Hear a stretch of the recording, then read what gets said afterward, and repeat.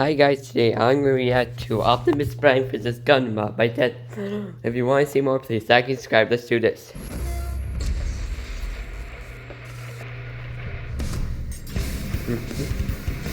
Across this vast world of different nations with different people, it is the clash of opinions which truly divides us. However, there is one universal truth, which absolutely everyone can agree on. Giant robots are freaking awesome! Like Optimus Prime, the original G1 Transformer. And the RX-78-2, the original Mobile Suit Gundam. These aren't just any robots, they're the old school classics. The first of their kind, and we're in for a robo battle of East versus West. Well, Optimus was originally a Japanese toy. He's Wiz and I'm Boomstick. And it's our job to analyze their weapons, armor, and skills to find out who would win a death battle.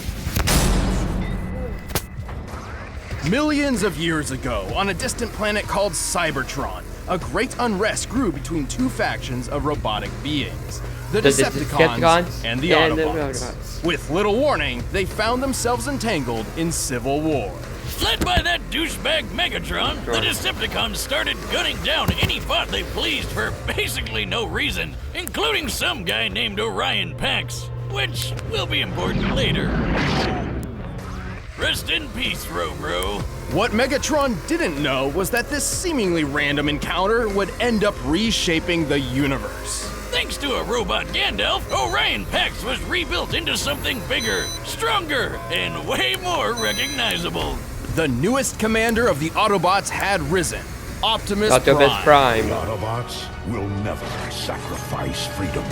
Optimus is a powerful warrior with tons of awesome robo powers. Yes, As a transformer, he can scan nearby objects and morph his body to resemble one, becoming a robot in disguise. His favorite is a classic 1979 Kenworth K100 tractor. An oldie but a goodie which sports 500 horsepower and can book it over 80 miles per hour. He even gets a trailer which, when he doesn't need it, mysteriously disappears into thin air.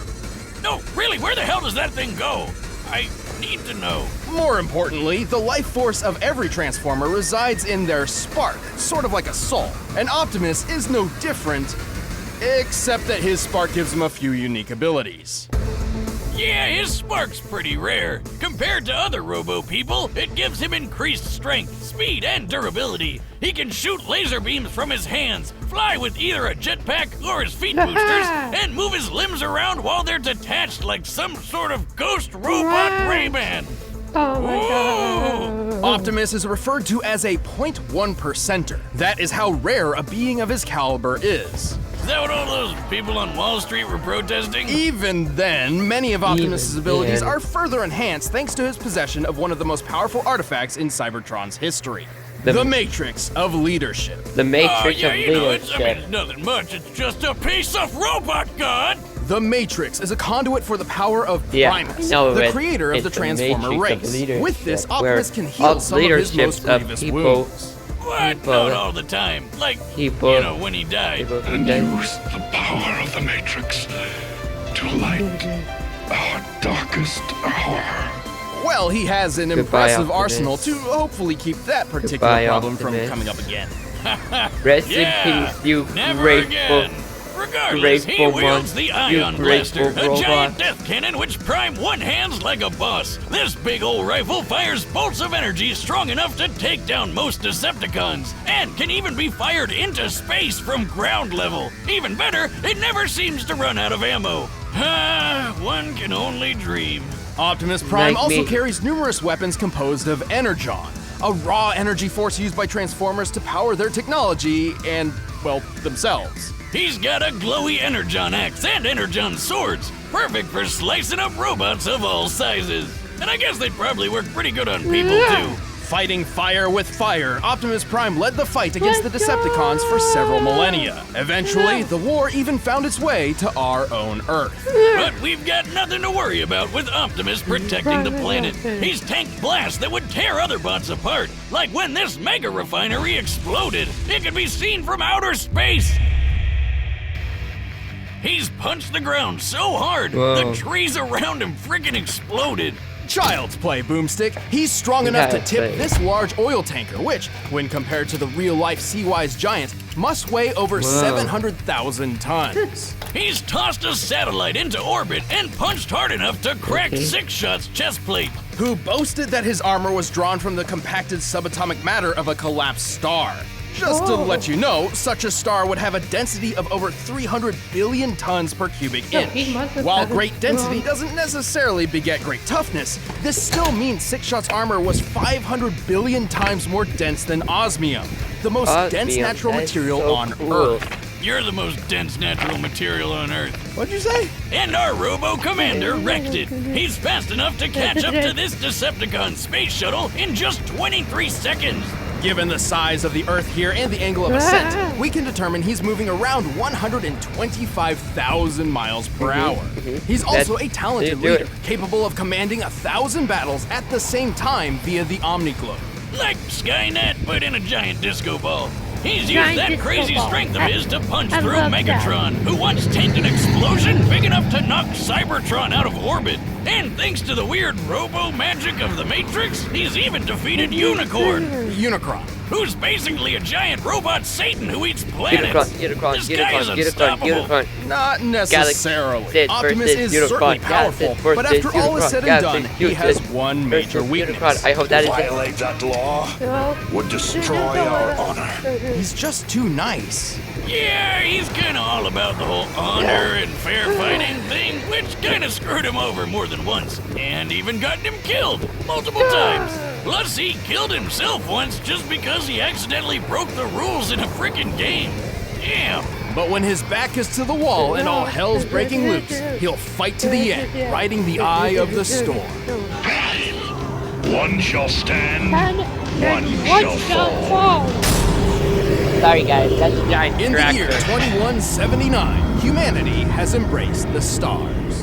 Well, mostly. Right. After a somewhat united humanity expanded across the solar system, the ideologies between those on Earth and those in space began to drift apart. A new Space-noid republic, the Principality of Xeon, arose to challenge the Earth Federation. Space-noid? That like the Domino's pizza mascot, but in space? No, more like space Nazis. Space Nazis. If Nazis were bad enough, I guess space Nazis are better gassing than a populated space colony and dropping the whole thing on the planet. Man, that's messed up. But that's just how it started. For the real star of the show, some smart guys put their heads together and came up with the coolest thing they could think of. Giant fighting robots. These were mobile suits, and one of Earth's nuttier engineers had developed a suit which would put all others to shame. This was the RX-78-2, otherwise known as the Gundam. There have been lots of mobile suits named Gundam, but this was the original granddaddy of them all. This experimental mobile suit was hidden on a remote colony, but before its maiden voyage with the equally classified white base could begin, it was caught in a surprise Xeon attack. With just two sorry guys. Zaku suits, the space Nazis wiped out almost all of the white base's military crew. The only people left to save these secret projects were civilians who had no idea these things even existed. Among those who rose up was a young boy named Amuro Ray. Brilliant Lily has Amuro was actually the eyes son of the Gundam's chief engineer and had already stumbled upon the mech's coded blueprints. So he grabbed the owner's manual, jumped in the Gundam, and flew into the fight. Damn, not too shabby for going off just the manual. Amuro quickly adapted to its complex controls thanks to its learning computer system, designed so the Gundam itself can learn its pilot's limitations and compensate. Its body is made of a super durable Luna titanium alloy called Gundarium. Of course. Yet another fictional metal that's way better than anything in real life. For weapons, it's got twin 60mm Vulcan guns for ears. It's got a shield that can block shots strong enough to take down warships, and a gravity hammer, a supersized flail that's rocket propelled. Whoever came up with that is my goddamn hero. Same with the guy who built the ultra-destructive beam rifle. That would be the ingenious Dr. Minovsky. Thanks to him, the beam rifle is a marvelous feat of weapons engineering. Minovsky had developed a way to miniaturize the enormous megaparticle cannons found on warships without losing any power. The result is a Gundam-sized rifle that can take down entire fleets of ships all on its own. It's like having a pistol with all the power of 1,000 tanks. A single shot could easily tear through a 13,000-ton Musai-class warship. Given the official stats of this ship, to tear it asunder like so would require a strike worth nearly 9,000 tons of TNT. Sure, the beam rifle only has 16 shots, but who really cares when you just need one? Last but not least, the Gundam carries 2 retractable beam sabers. Because you can't have space battles without royalty-free lightsabers. But all these amazing weapons would be useless without an exceptional pilot. Despite still technically being a civilian, Amuro became the main pilot for the Gundam. Turns out, his skill was mostly thanks to his previously unknown abilities. Amuro was a new type. Like, Pokemon? See, apparently humankind was never meant to live under gravity's pull. In space, without it literally weighing down their souls, some humans developed psychic powers. That is the dumbest backstory for why someone gets powers. And we've heard a lot of them, Wiz. Well, so hello. what, he can like read minds or something? Sort of. These powers and their capabilities have little definition, often differing between different people. Most new types can instantly understand each other upon contact, even drawing kinship between sworn enemies. Amuro's abilities in particular grant him something akin to precognition. He can predict exactly what will happen on the battlefield and where his enemies will be, and can capitalize on it if he reacts fast enough. How could he possibly predict I'd attack from the other side? Whoa. He shot down targets too fast for the eye to see and navigated his friends through a collapsing fortress with no casualties. By the end of the war, his own reflexes were pushing the limits of the Gundam itself. A magnetic coating was added to the Gundam to compensate, reducing the suit's friction and increasing its speed by 27%. Over 14 years of military service, Amuro became a legendary pilot. He even learned how to use these super fast funnel guns with his Psycho powers. Speaking of speed, the Gundam is comparable to the red Zaku piloted by Amuro's rival Char, which is 3 times faster than the standard green model. During the first large-scale battle with mobile suits, a Zaku flew through the battlefield in 7 seconds. By comparing the 1,072-foot-long Magellan-class starships in the distance, we can tell the Zaku flew over 7 miles. This puts the standard Zaku's top speed just under Mach 5. When tripled to compare to Char, this means the Gundam can move at least 11,000 miles per hour, 15 times the speed of sound.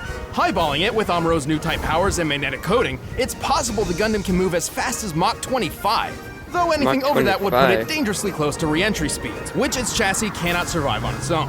The Gundam is strong enough to lift and throw this goofy mobile suit and tough enough to look power like through a magnetic field that's 7,200 degrees Fahrenheit. It survived plenty of really big explosions, including a detonating asteroid and a nuclear blast which wrecked Amuro's home colony. I bet it could wipe out the space Nazis all on its own. It nearly did. Amuro and his Gundam were instrumental to the war effort.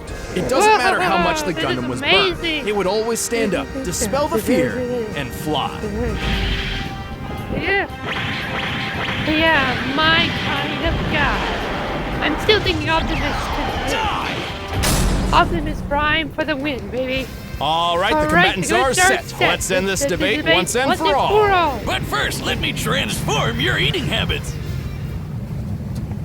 By now, you've probably heard of Blue Apron, the leading meal kit delivery service in the US. But did you know about all the different kinds of delicious foods you can make? Like the honey chipotle glazed chicken with poblano and lime rice. There's plenty to choose from, since they offer 12 new recipes each week. All you have to do is choose the 2, 3, or 4 that sound best to you, and they deliver it right to your door. Plus, it's super simple to cook. It's got easy-to-follow instructions and perfectly proportioned ingredients. They're non-GMO, and the meat has no added hormones. My favorite part is feeling like a master chef, making creative and delicious meals with my own hands. You guys really need to try it out. Alright. It's pretty nice coming home knowing I'll have a delicious meal I can whip up with ease. So check out this week's menu and get your first 3 meals free at blueapron.com/battle. That's blueapron.com/battle to get your first 3 meals free. But right now, it's time for a death battle! Boom! Alrighty. One Optimus Prime visit. quick. Amuro, come in. Where are you? I'm checking something out, Salem. It's more than meets the eye. Get your butt back to White Base. If there's trouble, It's we can't time. send backup. Let's roll. Yeah. Fight. It's an enemy monster. I told you. That's too fast.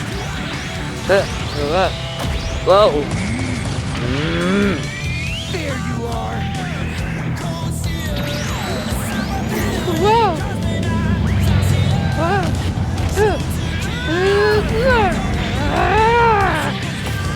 Foolish warrior! Optimus Prime has gone to war! I have been in battle No, for countless eons. Yeah! Yeah!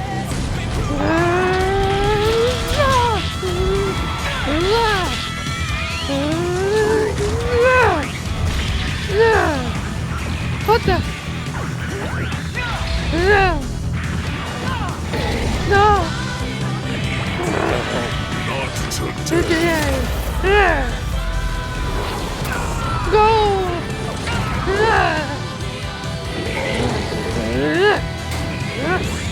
Only one shot left.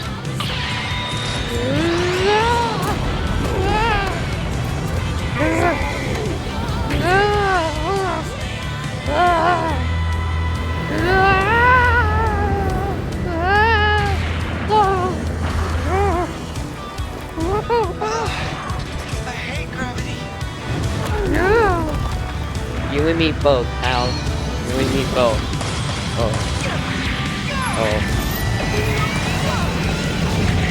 Hello?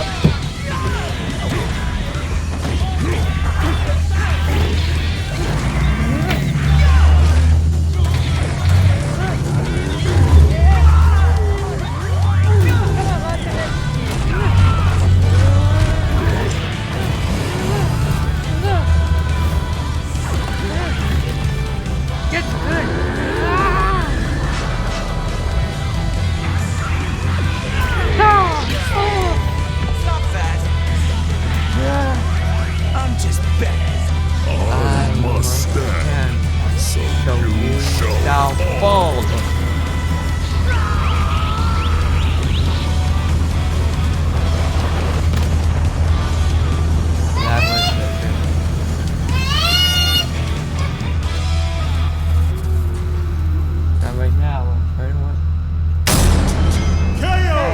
He's got the touch! He's got the power! The Gundam was an impressive machine, and Amuro was a skilled pilot, but Optimus's millions of years of battle experience completely overshadowed Amuro's 14. Also, we already know that Optimus was over 6 times faster and 9,000 times stronger. Holy hell! Who knew Optimus was so freaking buff? But the Gundam held plenty of its own advantages. With Amuro's super future sense powers, he could keep up with Optimus's speed. And with the Gundam's firepower, who cares how much it could lift? Unfortunately, the Gundam's limited ammunition meant this couldn't last. And even then, Optimus could certainly survive a shot from the beam rifle. Remember that refinery explosion Optimus survived? The one you could see from outer space? This blast left an enormous gash on the planet Cybertron. To measure the power of this explosion, we needed to compare it to the curve of the planet. Now, Cybertron's size is pretty inconsistent throughout G1 Transformers history, but even when using the alternating sizes between the cartoon and the comics, the blast is far more destructive than the beam rifle in both cases. And Optimus just walked right out of that bitch. And this isn't some weird outlier just out of the comics either. In the cartoon, Megatron survived a blast that pushed Cybertron out of orbit. And he's pretty comparable to Optimus. To be fair, the Gundam boasted some impressive durability feats too. Like when Amuro accidentally blew up a Zaku's nuclear reactor right in his own face. Hey, give him a break. It was his first time. This explosion created a hole in the space colony which sucked out Amuro's father. Whoops. On the bright side, he's gonna save some money on Father's Day gifts, right? And with his heightened mind, we deduced the scope of the explosion. It's over 150,000 kilotons of TNT. That's 10,000 times more powerful than the bomb that dropped on Hiroshima, but still nowhere close to the refinery explosion Optimus survived. Also, the Gundam couldn't dodge Optimus's ion blaster forever. It was fast enough to strike targets in orbit from ground level. That puts its laser speed over 3 million miles per hour. Even when he knew it was coming, Amuro couldn't react quick enough to dodge or block anything that fast. And even then, Optimus's time in the Omni-Globe proves he can think way faster than Amuro. And just to blow your mind even more, in order to obliterate Unicron with the Matrix, the energy output must have equaled more than 40 Yoda tons of TNT. Like the Star Wars game! And you know what they say, size matters not, especially when Optimus has defeated opponents as big as Devastator. The Gundam was a powerful mobile suit with some astonishing firepower, but was ultimately outmatched by the Autobot's strength, speed, durability, and experience. I'd say Optimus was primed for this fight. The winner is Optimus Prime. Thanks for watching, guys. If you want to see the exclusive commentary on this episode, just click that little box over there. And if you want the battle music for yourself, click the link down below and you can get it off of iTunes. See you in the next one. Alright. First ever. What are the reactions for this? Nightwing versus Daredevil.